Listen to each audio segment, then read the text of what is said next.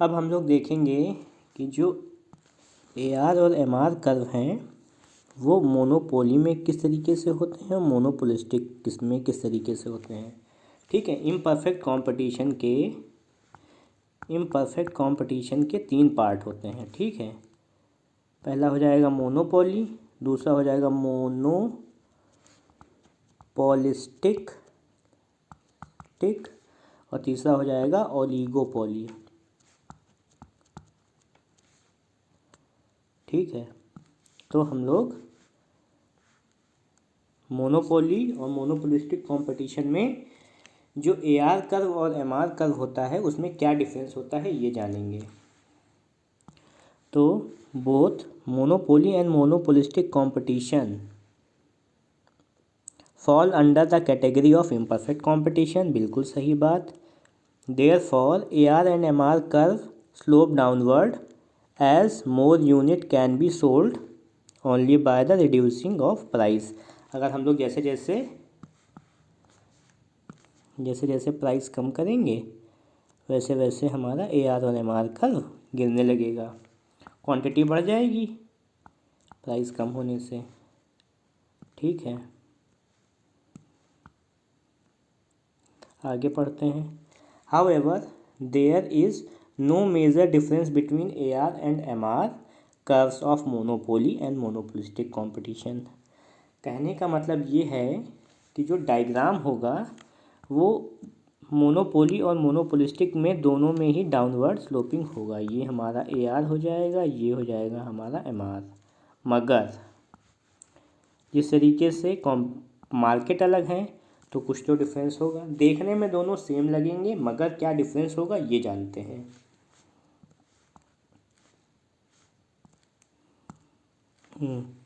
Under monopolistic, अच्छा यहाँ पर लिखा हुआ है however there is one major difference between AR and MR curve of monopoly and monopolistic competition. Under monopolistic competition AR and MR curve are more elastic as compared to the monopoly। Point समझने वाला क्या है, देखिए ये है हमारा y axis, इसके पास है ये हमारा AR और MR कर्व। ये क्या हो जाएंगे हमारे स्टीपर हो जाएंगे, ये हमारे थोड़े फ्लैटर हो जाएंगे। ठीक है, कहने का मतलब है ये हमारे हो जाएंगे इलास्टिक और ये वाले हो जाएंगे, ये मोर इलास्टिक हो जाएंगे और ये लेस इलास्टिक हो जाएंगे। ठीक है, तो ये वाला पॉइंट हो गया क्लियर कि जो हमारा AR और MR कर्व होते हैं अंडर मोनोपोलिस्टिक कंपटीशन, जो हमारे AR और MR कर्व होते हैं वो मोर इलास्टिक होते हैं as compare to monopoly. It happens because the presence of close substitute. Close substitute का मतलब क्या होता है, स्थानापन्न वस्तुएं। Under the monopolistic competition and absence of close substitute under monopoly. कहने का मतलब क्या होता है कि जो मोनोपोली है वहाँ पर क्लोज सब्सटीट्यूट नहीं होते हैं और मोनोपोलिस्टिक में क्लोज सब्सटीट्यूट होते हैं। इसलिए जो मोनोपोलिस्टिक कंपटीशन का AR और MR कर्व है वो इलास्टिक होता है और मोनोपोली का लेस इलास्टिक होता है। So when the price of a commodity is increased in both the market, then proportionate fall in demand under monopoly is less। ठीक है, जब प्राइस कम होता है दोनों ही मार्केट में तो जो डिमांड कर्व है वो मोनोपोली में कम घटती है डिमांड, जबकि मोनोपोलिस्टिक में ज़्यादा घट जाती है क्योंकि वो मोर इलास्टिक है और मोनोपोली में लेस इलास्टिक है डिमांड। और हमें पता है कि AR is equal to demand curve. ठीक है, तो अंडर मोनोपोली जो डिमांड होगी वो लेस इलास्टिक होगी then proportionate fall in demand under monopolistic competition. ठीक है, तो हमें अगर सम अप में बोलना पड़े, क्योंकि मोनोपोलिस्टिक कंपटीशन में क्लोज सब्स्टिट्यूट होते हैं इसलिए हमारा AR और MR कर्व मोर इलास्टिक होता है एज़ कंपेयर टू मोनोपोली। ठीक है, ये हो गया हमारा। अब हम लोग पढ़ेंगे कि जो रिलेशनशिप होता है between TR and MR। TR यानी कि टोटल रेवेन्यू और MR मार्जिनल रेवेन्यू में क्या होता है व्हेन प्राइस फॉल्स। क्या होता है? Price falls with increase in output. Output को जैसे जैसे हम प्राइस को कम करेंगे हमारा आउटपुट बढ़ जाएगा। तो TR और MR के जो कर्व होते हैं या फिर TR या MR में जो रिलेशनशिप होता है उसमें क्या डिफरेंस होता है और क्या रिलेशन में, चलिए पढ़ते हैं क्या होता है। When more of output can be sold only lowering the price then revenue from every additional unit will fall. ठीक है, जब हम लोग ज़्यादा आउटपुट बेचना चाहते हैं तो हमें अपनी गुड का प्राइस कम करना पड़ेगा, जिससे जो रेवेन्यू होता है एवरी एडिशनल यूनिट यानी कि जिसको हम लोग MR बोलते हैं वो कम होता जाएगा। ठीक है, इसीलिए तो हमने देखा था परफेक्ट कंपटीशन में AR और MR बराबर रह रहे थे और अंडर मोनोपोली में ये डाउनवर्ड हो रहे हैं, क्योंकि जैसे ही हम लोग प्राइस कम कर रहे हैं हमारी क्वांटिटी बढ़ जा रही है और जो मार्जिनल रेवेन्यू है वो कम होता जा रहा है। अच्छा, MR is the additional to TR।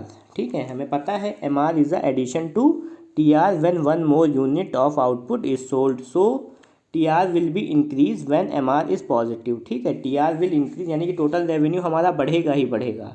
Total revenue हमारा बढ़ेगा इंक्रीज व्हेन, तब तक बढ़ेगा जब तक हमारी MR पॉजिटिव है। पॉइंट ये वाला नोट करने वाला है। अच्छा, TR विल फॉल। अच्छा, TR बढ़ेगा कब तक? जब हमारा MR पॉजिटिव होगा। TR फॉल करेगा कब? जब हमारा MR नेगेटिव हो जाएगा और TR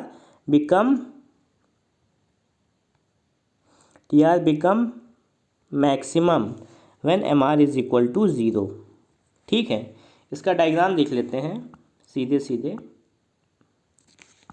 ये देख लीजिए, ये है हमारा TR, ये है हमारा TR और ये है हमारा MR।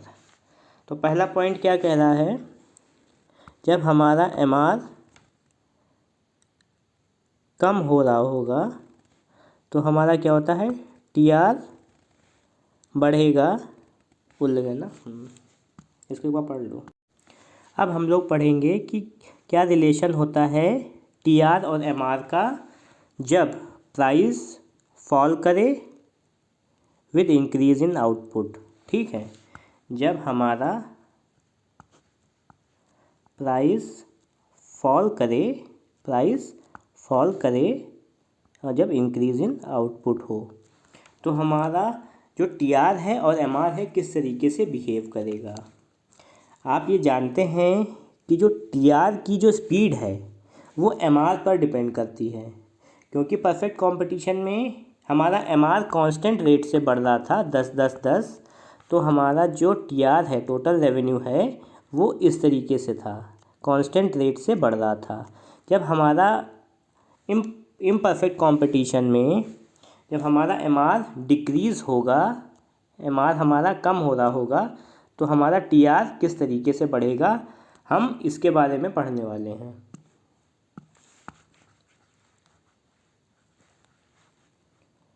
स्टार्ट करते हैं। When more of output can be sold only by lowering the price, then revenue from every additional unit will fall। ठीक है, सही बात है। जैसे जैसे हम लोग अपने प्राइस को कम करते जाएंगे वैसे वैसे हमारा MR फॉल्स होता जाएगा। ये देखिए प्राइस कम कर रहे हैं वैसे वैसे हमारा MR फॉल्स होता जा रहा है। ठीक है, MR is the addition to T R when one more unit of output is sold, है ना। एम आर वो एडिशन है टी आर में जैसे ही हम एक यूनिट को सोल्व करते हैं। So T R will be increase when M R is positive, point to be noted. T R will increase when M R is positive. दूसरा point, T R will fall when MR is negative, third point। TR will maximum when MR is 0। ठीक है, ये 3 point हैं, इसको मैं figure में समझाना चाहूँगा। ये देखिए, पहला पॉइंट कह रहा है TR is increasing when MR is positive. ठीक है, अब देख रहे हैं यहाँ पर आप, ये जो डायग्राम है हमारा TR तब तक बढ़ रहा है जब तक हमारा MR पॉजिटिव है। ठीक है, दूसरा पॉइंट ये है कि जब हमारा MR इज़ इक्वल टू 0 होगा तो हमारा TR मैक्सिमम होगा। ठीक है, आप यहाँ पर पॉइंट पर देखो, जहाँ पर TR हमारा 0 पॉइंट पर है, वो MR हमारा 0 पॉइंट पर है, TR मैक्सिमम है। और जैसे ही MR हमारा नेगेटिव होगा वैसे ही TR स्टार्ट डिक्रीजिंग। देखिए यही 3 पॉइंट लिखे हुए हैं। तो स्टार्टिंग में TR will increase when MR is positive. TR is increase when MR is positive। Second point है TR will fall when MR is negative। जब MR नेगेटिव है तब हमारा TR फॉल हो रहा है, और जब हमारा MR 0 होगा तो TR मैक्सिमम पॉइंट पर होगा।